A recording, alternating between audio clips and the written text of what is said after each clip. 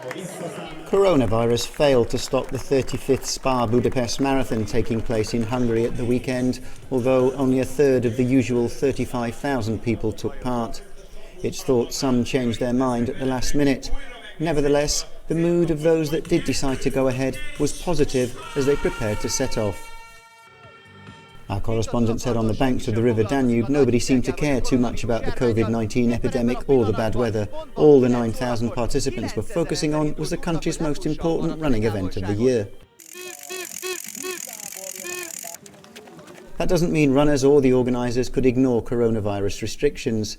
Both had to follow strict guidelines to help prevent the spread of the virus, although racers were not required to wear a face mask.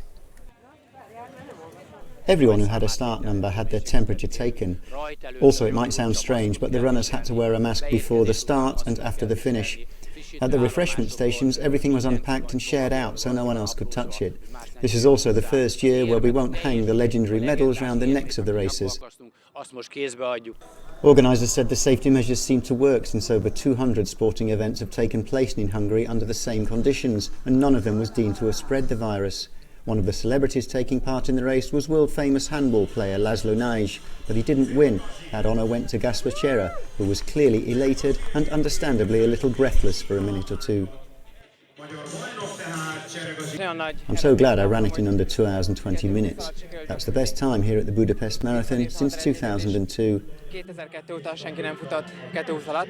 The London Marathon was also held last week, but other races in Athens, Paris, Berlin and New York were all cancelled due to the pandemic.